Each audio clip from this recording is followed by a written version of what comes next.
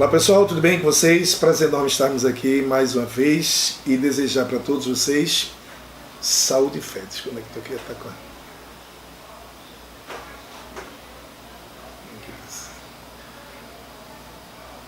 Muito bem, nós estamos aqui com a presença da nossa amiga jornalista, radialista, né? Ela é muitas coisas ao mesmo tempo e mulher, que é o mais importante, né? E está aqui conosco fazer aqui uma conversa sobre o projeto do GRAC e também a gente vai falar um pouquinho sobre esse momento tão especial que é o momento da Semana Santa, Paixão de Cristo. A gente começou esse ano de 2023 com o propósito da gente desenvolver um projeto chamado 365. São 365 ações, que a gente tem até um cartãozinho aqui, que eu vou dar para vocês, para esse jovem aqui, para você também, Paula. Então a gente tem ações do projeto GRAC, que já existe desde 14 de setembro de 2004. Começamos na casa da minha mãe, lá no terraço, ali, próximo aqui, o bairro de Água Fria. Quando eu voltei para Recife, nós começamos a desenvolver um trabalho na rua, um trabalho de atender as pessoas que conhecem o nosso trabalho, quer dizer, que me conhece desde pequenininho. Não gosto do nosso trabalho não, que não existia nenhum trabalho quando a gente começou. E aí a gente começou a atender as pessoas aí no terraço da casa da minha mãe. E como você sabe, né, Paula, difícil o plano de saúde hoje. Difícil você conseguir hoje pelo SUS. O SUS, ele traz um benefício muito grande, mas como tem muita gente precisando, muita gente que não tem conseguido pagar o plano, que ninguém consegue, então existe uma grande demanda, né? Existe uma oferta pequena de hospitais, de profissionais, e uma demanda enorme. E aí o projeto surge aí, Paula, na casa da minha mãe, em 14 de setembro de 2004. O objetivo era atender a comunidade daqui, onde eu nasci, onde eu moro, que é Água Fria. O objetivo era a gente fazer com que, por gratidão a Deus e às pessoas, a gente conseguisse trazer o atendimento só na nossa rua. E o tempo foi passando. E aí a gente conseguiu atender mais de 51 mil pessoas com esse projeto, atendendo uma por uma. Pessoas que realmente não têm condição do atendimento médico, não têm condição de uma avaliação. Então, assim, um projeto que ele surge da nossa comunidade onde eu nasci, e a gente pega a nossa profissão e passa a servir a comunidade como médico. E ao longo desses 18 anos que existe esse projeto, nós já atendemos mais de 51 mil pessoas. Então é um grupo de apoio comunitário que tem o objetivo hoje, ele mudou um pouquinho, Paula. A gente, quando começou com o projeto, a gente tinha o objetivo principal de atender as pessoas com atendimento médico, consulta, encaminhamentos, parecer, avaliação médica. Mas, com a pandemia, surgimento da pandemia, nós começamos a sentir na pele uma grande dificuldade. E aí nós começamos a fazer live. Eu nem conhecia o que era live, nem sabia, né? E aí a gente começou a fazer e falava sobre a pandemia, sobre o novo Covid-19 e falávamos sobre milagres de Jesus. E aí a gente começou a estudar um pouquinho mais da Bíblia para que a gente tivesse condição de falar um pouquinho melhor, né? E não ser tão ignorante. E aí passamos a usar isso, falando sobre milagre. O primeiro a gente falava sobre o novo Covid-19. Em seguida, falávamos sobre milagres de Jesus. E aí foi.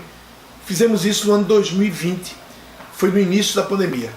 E depois eu disse, eu queria falar só sobre a palavra de Deus, eu queria só estudar a palavra. E começamos a trazer as lives falando só sobre a palavra de Deus. Aí começamos a estudar, a deixar de sermos apenas ouvintes. E aí o projeto ele tem uma conotação maior hoje, que a parte espiritual, ela com certeza ocupa um espaço maior. Entendeu, Paula? Sim. Então hoje a gente tem as ações do estudo da Bíblia. Diariamente a gente faz algum tipo de live apresentando o estudo da Bíblia. A gente tem hoje núcleos que nós chamamos de estudo da Bíblia, um pouquinho diferente. Tem um estudo bíblico e a gente coloca como sendo um curso básico de teologia. E que nós começamos aqui. Sim, nas terças-feiras. Que é justamente às 20 horas. Exato. Então a gente tem feito nas terças-feiras esse curso aqui. Começamos aqui, já faz 6 meses, e aí depois a gente passou a ir para outros locais. Aí começamos na OE7 Várzea, começamos no Jordão, e estamos aqui para iniciar aqui bem pertinho, que é aqui na Mangabeira. Tá certo? Então, assim... Esse é o projeto que o senhor fala de... Esse aí é o curso básico de teologia. De teologia, né? Esse Saúde nas Praças, Casas e Ruas, que também a gente vem fazendo, é quando a gente vai atender na casa das pessoas, de uma amiga, de um amigo, que a gente vai lá, atende as pessoas que estão precisando da consulta médica, e a gente faz atendimento lá. A Tetralogia do Amor também, onde a gente tem 4 ações que a gente sempre fez, numa praça, numa esquina, numa calçada, onde a gente faz 4 ações, que é o atendimento médico, a gente faz ali a música, que alguns cantores participam conosco, a gente faz a palavra, que a gente traz ali uma reflexão bíblica, e entrega também a sopa. Então são 4 ações que a gente chamou Tetralogia do Amor. Então são ações que a gente vem, né, Paulo, ao longo desses 18 anos, com pessoas que nos ajudam, que abrem a porta para a gente levar esse projeto. Então, assim, é um projeto que é difícil porque ele é formado por voluntários, pessoas que realmente ajudam e não tem nenhuma ajuda de nenhuma instituição, nem pública, nem particular, não existe ajuda do governo, não existe ajuda de nenhuma instituição religiosa. Então nós temos aqui a sede do projeto, em que a gente atende as pessoas aqui bem pertinho. Quando você sai aqui na Bomba do Emetério, logo no início ali da Bomba, você vai ter ali a sede do projeto, onde a gente atende ali as pessoas que precisam. Então nós temos o atendimento médico na sede do projeto, um local fixo. A gente tem o atendimento médico nas casas de amigas e amigos que nos convidam no final de semana. Praças, a gente vai em algumas praças, faz o atendimento médico ali, avaliando a pressão e a glicose das pessoas que estão passando, e a gente faz o atendimento nas ruas. Então é um atendimento fixo e móvel, itinerante. Os 5 pães e 2 peixes, sim, continua? Continua. A gente tem feito todo mês, Paulo. A gente, inclusive, fizemos esse sábado passado agora. Entregamos aqui as cestas básicas aqui na Mangabeira. Então todo mês a gente entrega as cestas básicas, a gente arrecada e entrega. São 18 anos. 18 anos nessa luta, um trabalho difícil, porque esse trabalho ele depende da ajuda de voluntários, né? A gente tem patrocinador exclusivo, que é Deus, que tem nos dado essa condição de nós fazermos esse trabalho. Então, assim, muitas pessoas já participaram, muitas pessoas gostam, acham legal, mas quando começam a participar, vê que não é tão simples, né? Porque requer dedicação, né? E você, sábado, domingo, você sabe que todo mundo vai ter uma desculpa, né? Que é normal, tá com a família, tem outras atividades, passou a semana todinha trabalhando, então, normal.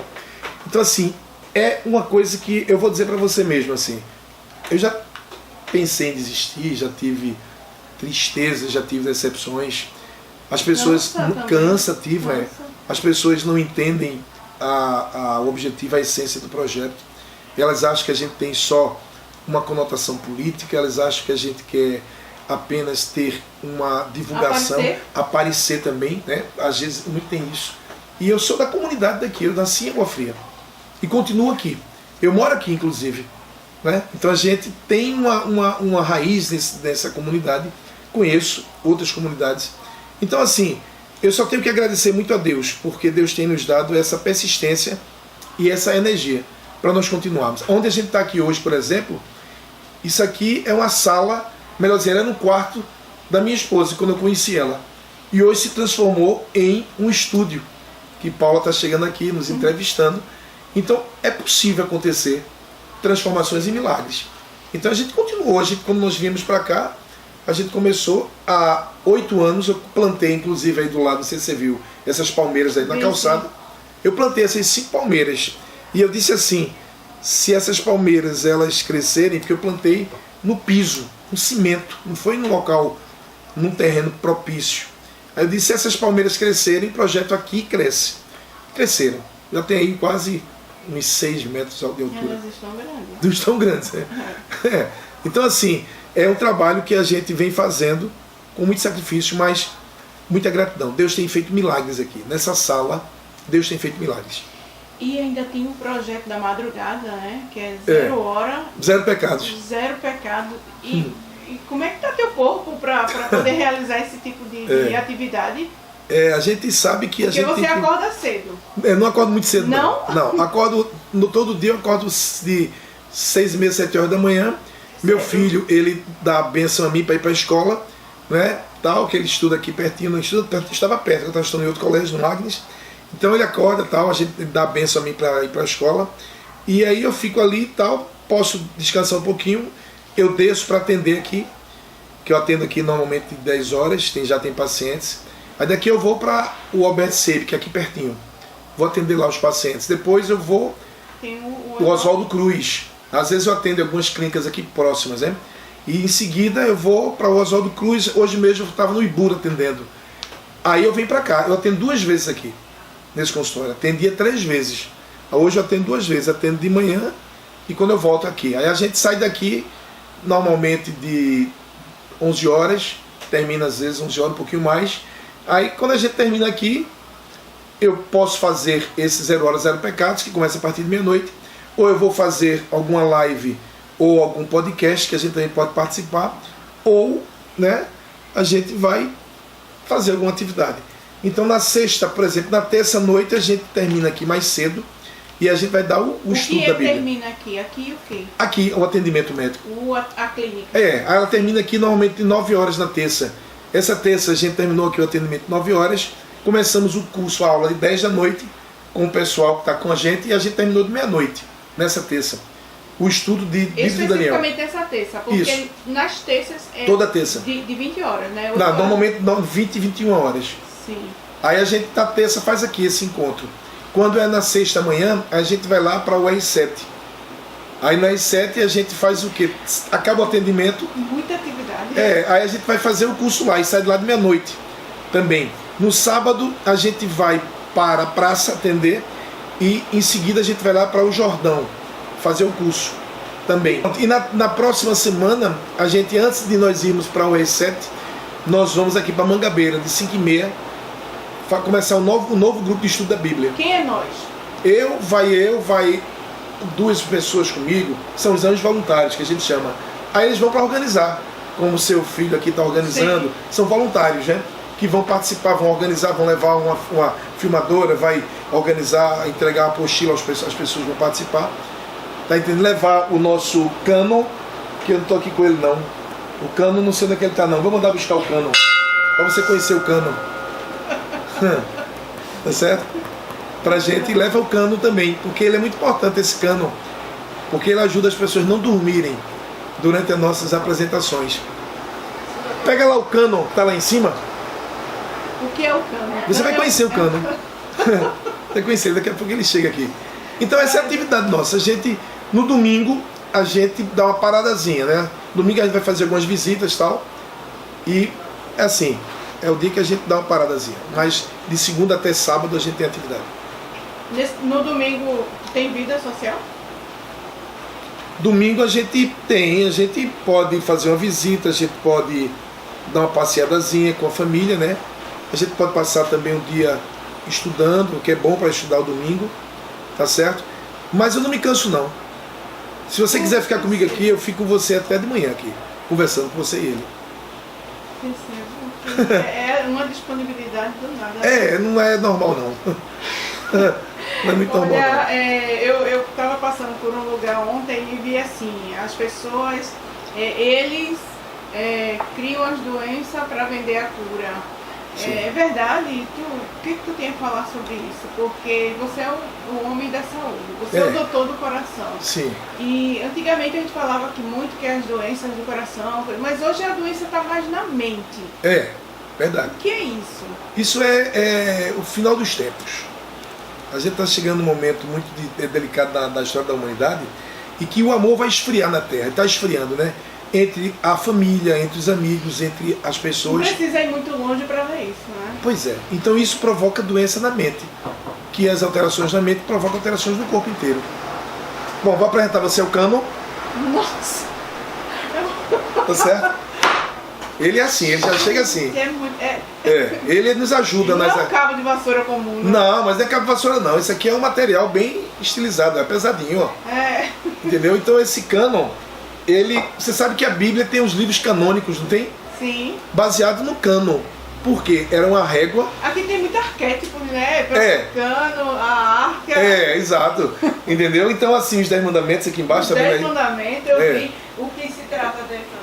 Isso aí pode ser uma jarra da mulher samaritana. Mas eu imaginei que ela... É, pode ser uma jarra da mulher samaritana. Mas eu imaginei que ela... É, entendeu? Então, por exemplo, durante a aula, Paula, as pessoas querem dormir, mas elas têm medo do cano, né? Porque ele pode bater no seu dedo, ó. Aí a pessoa se liga, né? Ou na cabeça, assim, na muleira, né? Então esse cano aqui, ele serve para a aula ficar mais atenta. Quando a gente vai para os lugares, as pessoas dizem, cadê o cano, doutor? Traga o cano pra gente não dormir. Que ele dá uma certa... Faz parte, né? Já faz parte da nossa indumentária, o cano. O cano, como eu disse a você, era a régua, a medida que as pessoas tinham antigamente, quando elas, no povo antigo, eles não tinham régua, eles usavam uma réguazinha como se fosse uma cana. E aí eles mediam, né, para fazer as construções.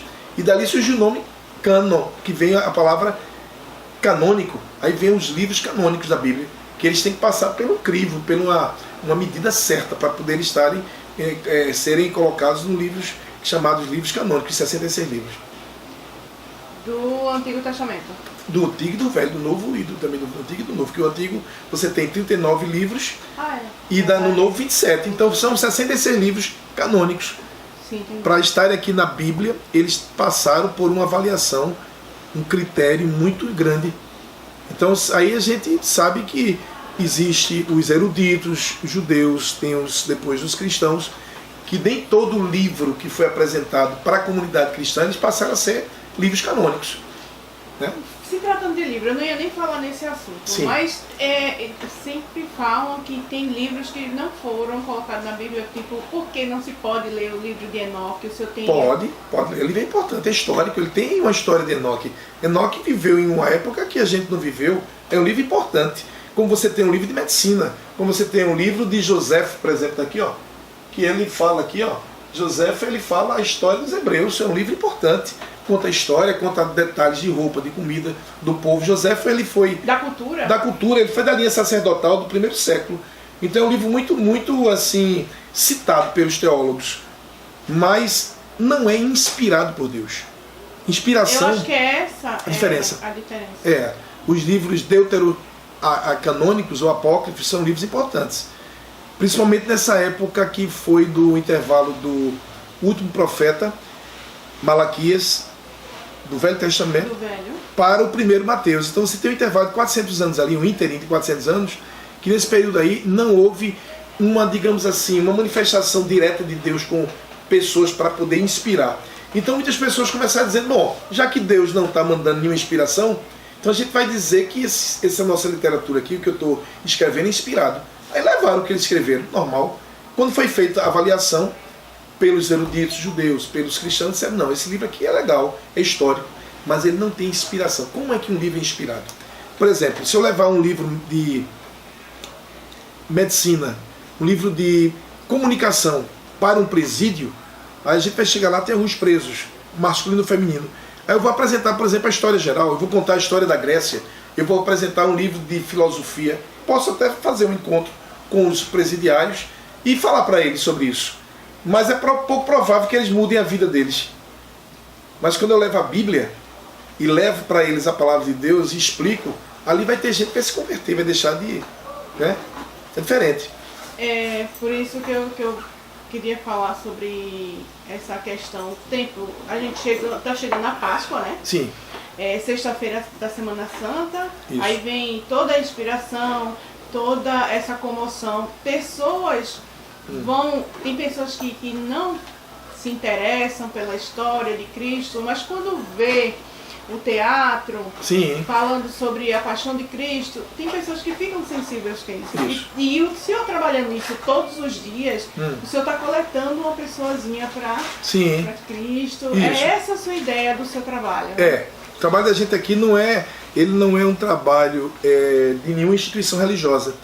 Você é interconfessional. Você, por exemplo, eu não estou aqui com nenhum tipo de religião específica, com não está levantando uma bandeira de um rótulo. Não. Mas sim da palavra. Eu levanto a bandeira de Jesus Cristo, do Espírito Santo de Deus. Isso a gente faz, e é muito legal, porque a gente faz isso primeiro pra gente, né, Paula? Sim. Porque se você não conseguir assimilar isso, você não vai conseguir passar para ninguém. Não vai. Agora, quando eu estava na casa da minha mãe, eu estou falando para uma senhora de 91 anos. Eu estou apresentando para ela uma história, por exemplo, de um livro de 1 Samuel, falando para ela sobre Eli, falando para ela sobre Finéias, sobre Ofni, que são filhos de Eli, apresentando para ela a história da Arca da Aliança. Ela tem 91 anos e junto dela tem meu irmão que é advogado. E ele vai dizer o seguinte, como ele disse hoje, ele fez: eu não sabia nada disso se eu não tivesse aqui doente. Eu não saberia. Se ele não tivesse doente. Porque ele parou para escutar. Pronto, porque fez ele parar. Sim. Tá lá meu irmão, que esse meu irmão que ele mora aqui em Recife, melhor dizendo, ele mora aqui em Recife, ele é daqui, mas ele mora em Santiago.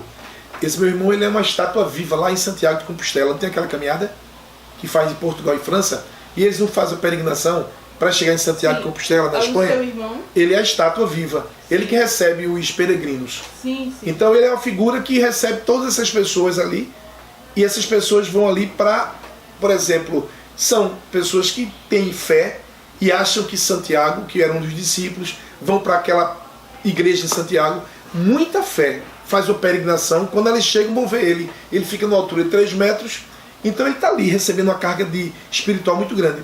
E ele está aqui conosco estudando esse livro. Então você tem uma pessoa que conhece da religião e que tem até uma representatividade. Tem uma mulher de 91 anos, que é minha mãe, e tem um irmão advogado. Então a gente vai lá, apresenta esse estudo ali, e eu batizei meu irmão. Quando eu estava fazendo a oração com ele, o Espírito Santo, ele me pedindo para ser batizado nas águas, e aí eu senti aquela coisa diferente, e eu disse na oração que iria batizar ele em nome do Pai, do Filho e do Espírito Santo. E ele disse que foi o melhor dia da vida dele. Aconteceu isso. Então a gente vê que a gente precisa de coisas muito primitivas. A gente tem que voltar para a igreja inicial. Uma igreja que não tinha tecnologia, não tinha som, não tinha imagem. Uma igreja que as pessoas tinham muita sinceridade, tinham muito amor a Deus, e eram pessoas que ajudavam umas às outras. E hoje a gente tem uma igreja com tecnologia, com som, com imagem, com várias divulgações, mas se perdeu a essência. Porque você pode até conhecer a Bíblia. Eu fico admirado numa palestra. Eu vejo teólogos, eu vejo programas no YouTube em que tem um padre. Ontem eu estava vendo um debate entre um padre e um pastor falando sobre a Virgem Maria, falando sobre se ela continuou virgem depois que Jesus nasceu, se teve relação sexual com José. O padre se irritou logo, tá entendendo, a fala dele com o pastor, e começou aquela confusão. E eu estou ali vendo, eu digo, poxa vida, esse pessoal está num patamar, numa discussão, né, profunda. É importante tirar essas dúvidas, mas alcançando quem? Como também Maria, filha, mãe de Deus. Pois é, e dizendo que ela é o quê? Ela é casada com o Espírito Santo. Então você vê, cada religião vai ter uma filosofia, dogmas. Então a discussão ali, quase eles brigaram na discussão. Então esse programa tem uma audiência extraordinária, né? É pela uma rádio musical que, quer dizer, aí você vê, hoje se você abrir o YouTube aqui, você vai ter vários pastores, orações, cada um falando, você fica assim paralisado. Quem é que está certo? Quem é que está certo? Para onde é que você vai? Qual é o caminho que você vai seguir? Então a gente hoje está numa Babilônia do ponto de vista político, numa Babilônia do ponto de vista religioso, uma Babilônia do ponto de vista de comunicação, de profissionais. Ou que é Babilônia? Babilônia quer dizer confusão. Confusão em tudo. Então se você não tiver discernimento, você vai perder a sua racionalidade em termos de dizer o que é que eu estou me alimentando. Será que eu estou me alimentando de uma coisa certa? Será que isso está fazendo com que eu cresça? Você não conhece. Como é que você vai poder argumentar se você não conhece? Paula está aqui, ela conhece comunicação, ela tem a formação. Você estudou, eu não estudei. Você tem condição de dizer, olha, doutor, está errado, você procure. Você vai me dirigir, vai me orientar. Porque você teve o conhecimento teórico, prático, você foi para a ciência, né? Mas hoje em dia as pessoas querem o quê? Achar que está certo, cada um achando que está certo, acha que religião é time de futebol, que nasceu torcendo pelo time, não vai deixar, passa até essa visão. E ele é jovem, com 16 anos, ele vai ouvir uma palestra e ele vai ficar sem entender se o certo é o budismo, se é o hinduísmo, se é o judaísmo, se é o espiritismo, se é o cristianismo, se o certo, ele vai ficar assim, porque cada pessoa que vai falar bem, né? Fala bem daquilo que ela está acreditando. E se você não estiver estudando? Então a nossa proposta, Paula, hoje aqui, é nós tentarmos conseguir 1% de trazer para as pessoas um livro de Deus escrito por homens. Isso é um livro divino humano. Então, se a gente conseguir 1% de assimilar e passar para as pessoas, 1%, a gente está fazendo uma coisa extraordinária. Transforma a vida das pessoas. O senhor falou que não tem religião. O senhor não levanta uma bandeira de uma religião, mas o senhor levanta a palavra da Bíblia. Total, 100%. 100%. A gente está, hoje, vivenciando Bíblia, isso. Esta Bíblia. Porque existe Bíblia. Tem. A Bíblia Sagrada, ela tem, por exemplo, você for para o judaísmo, você tem a Tanar, que é a Bíblia que é utilizada pelo judeu, que ele considera só o Veterotestamento, o Velho Testamento. Tá certo? Uma configuraçãozinha diferente, uma localização diferente de alguns livros, e ele junta, por exemplo, o livro de Samuel, ao invés de ser primeiro e segundo, ele bota só o livro de Samuel, mesmo jeito de Crônicas, mesmo jeito de Reis. Então ela tem 39 livros, um pouquinho menos que ela junta. Mas ela tem o quê? Só o fundamento de ser Antigo Testamento, porque eles acreditam que ainda vai chegar o Messias, Jesus, o Salvador. Então eles só têm a literatura do Velho Testamento. Se você pega a Bíblia Católica, ela acredita no Velho e no Novo, mas tem os livros chamados deuterocanônicos, os livros apócrifos. Então assim, a gente acredita nos livros que estão aqui, 66 livros, escritos por 40 homens. Né? Então você tem que, primeiro, para você aceitar a Bíblia, você tem que aceitar que Deus que escreveu a Bíblia por intermédio de homens, por intermédio do Espírito Santo. E aí você começa a estudar. Você pode se aprofundar, você pode querer estudar profundamente a Bíblia, estudar a Bíblia do ponto de vista, fazer uma exegese, estudar a língua que ela foi escrita, o hebraico, aramaico e o grego. Você está sendo exegeta, estudando bem direitinho lá, ó, pegando aqui, por exemplo, eu tenho aqui uma Bíblia aqui. Essa Bíblia aqui, ó. Olha, o incrível caiu. Essa Bíblia aqui, ela é aqui, ó, passando para você aqui, ó, ela é, tá certo? Os 5 primeiros livros tá em hebraico. Então ela tá em hebraico e ela tá também a tradução, começando de trás para frente, né? Ela é diferente, né? De trás para frente, tá vendo? Começou lá atrás, ó, o livro de Gênesis. Sim. Então você tem o que aí? Você pode estudar diretamente daí, você pode pegar ali o Novo Testamento pela Septuaginta, que é o grego, que é a tradução que se juntaram alguns judeus para traduzir o Velho Testamento do hebraico para o grego. Então você pode fazer essa exegese, estudou profundo, não foi? Você pode fazer hermenêutica, quando você faz uma avaliação da ideia. Agora, se não tiver o Espírito Santo, você vai para onde? É um grande estudioso. Vai até Deuteronômio. Esse aqui é os 5 primeiros livros, chamado Pentateuco. Então você vai fazer o quê? Você vai estudar, vai conhecer, mas o essencial da palavra de Deus é você ter a humildade de entender que é um livro que não tem fim, não vai se exaurir o conhecimento, você não vai conseguir atingir, não vai. Como é que você vai conseguir atingir o infinito que é Deus? Agora você vai pegar o que é necessário, 1% eu digo.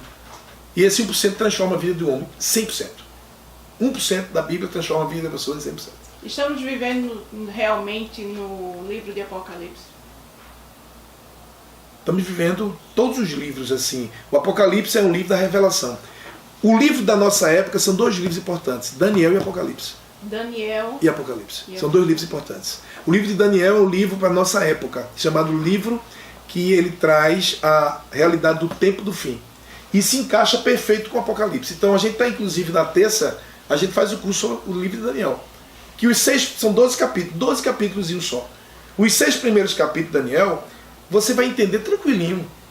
Vai ter uma profecia no capítulo 2 da estátua de Nabucodonosor. Mas você vai conseguir acompanhar. Agora, quando começar do capítulo 7 até o 12º, aí você vai ter 5 profecias. Aí você vai ter que recorrer à história, vai ter que ter algumas ferramentas para ajudar. Então o livro de Daniel, ele se encaixa com o livro do Apocalipse. Aí quando você for para o Apocalipse, você vai ver que existe esse encaixe perfeito. E aí você precisa estudar. Parar, você precisa pegar alguma parte da história, você precisa ver onde é que a profecia se encaixou dentro da história. Aí você vai ter 2 livros atuais, que ninguém pode deixar de estudar.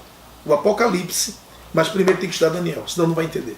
Eu fico muito feliz de ter conversado aqui com o senhor. Esse é um assunto para 2, 3, 4 pautas. E eu quero que o senhor deixe uma palavra, porque amanhã, né? Amanhã Amanhã, hoje a gente está na quinta-feira, mas amanhã é Isso. sexta-feira da Paixão de Cristo. Isso. Tem toda uma simbologia. Isso. Passe uma palavra, por favor, para deixar aqui. Eu vou tentar dizer o seguinte para você. Veja bem, eu fiz aqui alguns desenhos, né? Sobre... Esse foi o que eu fiz hoje. A gente colocou aqui, ó. A gente colocou aqui Jesus na cruz do Calvário. Tá certo? Esse aqui eu fiz desse jeito. Eu fiz ele aqui já na forma lateral. Ele já praticamente expirou aqui. Tá? A gente fez aqui ele indo ao Gólgota, carregando a cruz, que não era dele. A gente fez aqui, depois que ele estava morto, colocado nos braços da sua mãe Maria, né? Amor divino. Então a gente colocou isso e em seguida a gente fez ele saindo da sepultura, que a morte não conseguiu vencer ele, né? E ele hoje, atual, vivo, ele aqui, ó, tá certo? Jesus Cristo divino e humano, com as marcas eternas, humanas. E ele hoje está ao lado de Deus intercedendo. Então você, nessa semana, como você falou, é uma semana de muita comoção, de conhecimento. Então, assim, eu tenho esse livro aqui, ó. A gente tá... Deixa eu ver, tá aqui com ele. Vamos aqui com ele. Tá, vai por aqui, tá aqui. Esse livro aqui é um livro legal, porque ele vai trazer a história de Jesus, ó, de um teólogo, Rodrigo Silva, um cara muito legal. Então, assim, você conhecer Jesus, né, é a grande questão. Agora, a maior mensagem que Cristo deixou não foi o Sermão da Montanha, não foram as parábolas, não foram os milagres, nem a ressurreição de Lázaro, nem tampouco a ressurreição do filho da viúva de Naim, nem foi também a ressurreição da filha de Jairo. A maior mensagem de Jesus Cristo é na cruz. Então, para você conseguir entender quem é Jesus, o que é o Evangelho, o que é o pecado, o que é a destruição do pecado, o que é a tragédia do pecado, é você entender a cruz, Jesus na cruz. Jesus na cruz, toda pessoa que ia para a cruz, ela ia nua. Ela não tinha roupa. Essa roupinha que tem aqui, ó, isso aqui foi criado na Idade Média.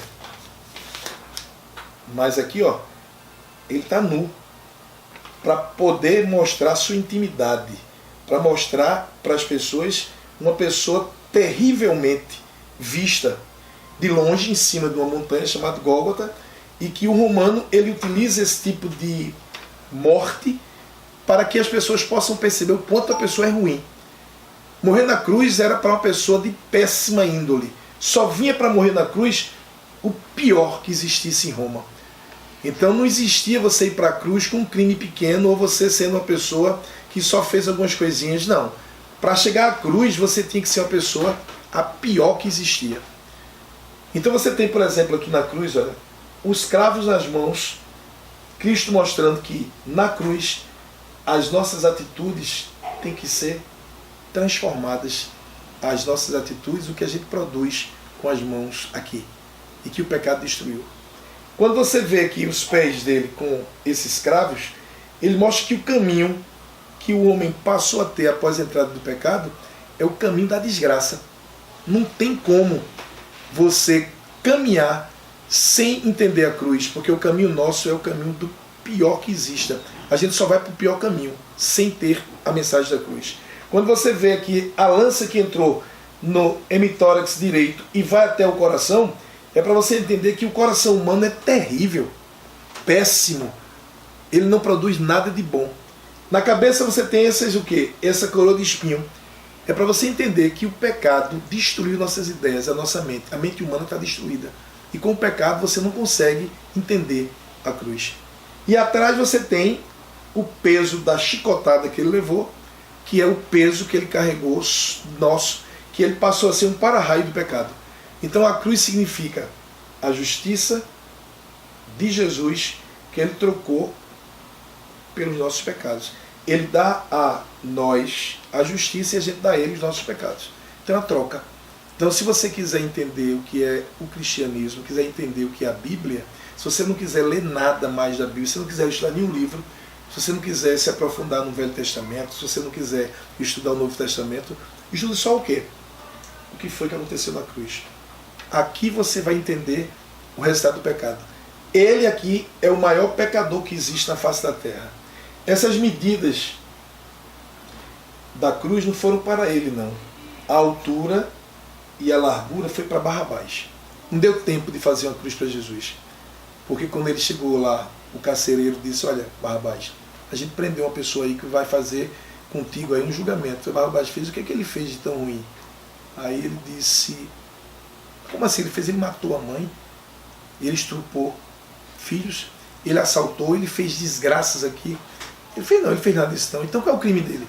Então, ele era chamado de rei do povo judeu. Ele fez milagres, ele conseguiu ressuscitar algumas pessoas, multiplicou pães. Barrabás fez, olha, impossível eu ser solto. Como é que eu vou ser solto? Aí está errado. Chama aí outra pessoa, porque eu já sei que eu vou ser crucificado. As medidas foram as medidas de Barrabás. Barrabás já sabia que ia ser crucificado. Só que Barrabás, ele representava para o povo de Israel um líder forte, lutador, que lutava pelas questões do povo de Israel. Então, eles elegeram Barrabás pelos méritos de Barrabás. Em Jesus, eles viram uma pessoa fraca. Eles olharam para Jesus e disseram, não, Jesus não é lutador, ele não é líder. Ele dá uma tapa, ele dá um rosto para a pessoa, dá uma tapa e diz que é para dar outro rosto. Perdoa o inimigo. Não. Então, Jesus não consegue ser, de maneira alguma, representante. Então, assim, a mensagem da cruz é muito forte. Não é só a crucifixão de Jesus, não é só a tristeza dele carregar a cruz, mas ela é profunda. Quando você entender que na cruz você tem a humanidade, todos os erros, a maldade, a malícia, você tem a nudez, você expôs a sua intimidade, e o ser humano na cruz, você vai perceber que só tinha uma saída para o ser humano, um substituto. Ninguém conseguiria fazer isso. Se Barrabás tivesse sido crucificado no lugar de Jesus, seria uma tragédia. Porque muita gente pode até dizer, era para ser Barrabás, não. Se alguém entendeu qual é a mensagem da cruz, foi Barrabás. Porque Barrabás entendeu que alguém ficou no lugar dele sem ele merecer. Ele sabia de todos os erros dos seus pecados. Então Barrabás entendeu a mensagem da cruz, de substituição, de sem ter assim, nenhuma chance de você não ser morto. Então assim, a mensagem da cruz, ela resume. Você tem algumas religiões que têm alguns símbolos. Né? Você vai ter o judaísmo, tem a estrela de Davi. Né? Você vai ter o islamismo, você tem aquela, acho que a bandeira, não sei, com a estrela que eles também colocam ali para representar o islamismo. Você vai ter alguns símbolos, mas a simbologia dos seguidores de Jesus Cristo é a cruz. Sem Jesus estar nela. Porque significa que ele pagou, sacrifício único, resolveu o problema da humanidade aqui. Mas depois que ele morre, tem que acontecer a sequência, que é a ressurreição. Olha aí. Se ele ficasse aqui dentro da sepultura, nós não teríamos garantido a vitória completa. Por que foi que ele conseguiu vencer a morte? Porque ele pagou os pecados na cruz. Muito obrigada. Eu peço que o senhor fale sobre o seu endereço, o seu local dos cultos, se é aberto ao público, se o povo pode vir, se não pode vir, como é aberto. Que é? Aqui nós temos, no curso que a gente faz aqui, nós temos todo tipo de pessoas curiosas. Tem pessoas que são ligadas ao espiritismo, ligadas ao catolicismo, tem gente que não acredita em nada. Então a gente aqui, a proposta nossa é estudar esse livro chamado Bíblia Sagrada. Nosso objetivo é a gente passar para as pessoas um estudo coletivo. Não é dar aula, eu não sou professor, eu não sou, né, assim, eu sou médico. Agora a gente lê um pouquinho a Bíblia, precisamos muito estudar mais, mas o curso é aberto, é gratuito. É um curso que a gente faz aqui nas terças-feiras a partir das 20 horas, aqui na Estrada Velha de Água Fria, número 1485, todas as terças. Sexta a gente vai lá para a Liga de Dominó, no S7. Ali é uma liga de dominó, onde as pessoas jogam dominó e bebem também. E na sexta-feira passa a ser um espaço que é o estudo que a gente faz lá, na sexta, terminal do R7, o estudo da Bíblia. No sábado a gente faz o curso na casa de Lúcia, no Jordão Alto. E a gente aqui começaremos na sexta-feira, aqui pertinho na casa da minha amiga Vânia. Então, é estudar a Bíblia, temos que nos preparar para momentos difíceis e a gente deixar de ser ignorante. O objetivo é esse. A gente precisa ter conhecimento para não ser enganado. Então a gente está estudando para que a gente possa saber o que é a verdadeira história de Jesus, o que significa Deus Criador e hoje a ação do Espírito Santo na nossa vida. Conhecer o Espírito Santo, que poucas pessoas conhecem. E saber que o Espírito Santo é uma pessoa. É a terceira pessoa da Trindade. É o Deus dos bastidores. Então a gente estuda isso. Então é assim, é aberto. A gente tem a parte métrica, como você sabe. A gente tem aqui, as pessoas podem entrar em contato com o telefone 3449-5524, falar com Pauliana, secretária, e se você não tiver condições de pagar a consulta, porque a gente vive da consulta para manter o projeto, né? Sim. Se não tem a consulta, a gente não vai conseguir manter esse trabalho. Como a gente não recebe ajuda, a ajuda que vem da consulta médica das pessoas que pagam. Agora, quando assim a pessoa não tem condição nenhuma, então ela vai ser atendida pelo GRAC, pelo projeto. Então, pelo GRAC, ela vai ser atendida, ela vai marcar a consulta, ela vai entrar aí no agendamento. Mas quem segura o GRAC é a Clinicard, que é isso aqui.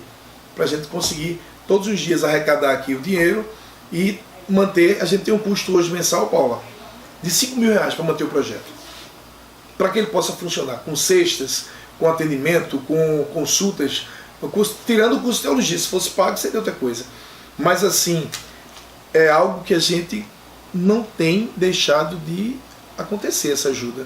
A gente consegue, algumas pessoas são os voluntários doadores, a gente consegue com a arrecadação dos atendimentos, cumprimos os nossos compromissos, mas Deus tem nos abençoado. Muito. Até aqui já ajudou sempre. É verdade, tem Deus abençoado, verdade. Isso aí a gente não tem dúvida não. Então, é isso aí. Isso. É. A gente vai encerrar e vamos voltar porque tem muita coisa. Tem, pra gente começar. Não esquecer da presença do Cano, né? Do Cano. Que quem dorme já sabe, né? A presença do Cano não tem como, né? Que ele é, tá certo? A nossa ajuda aqui, ó. Que a gente tá aqui, ó, com ele e as pessoas ficam assim, poxa, chegou ele, chegou o Cano. Ninguém dorme. Meu Deus. Paula, prazer. Deus te abençoe. Um abraço. Abençoe seu filho e Na suas paz. filhas. Amém. Tchau, tchau.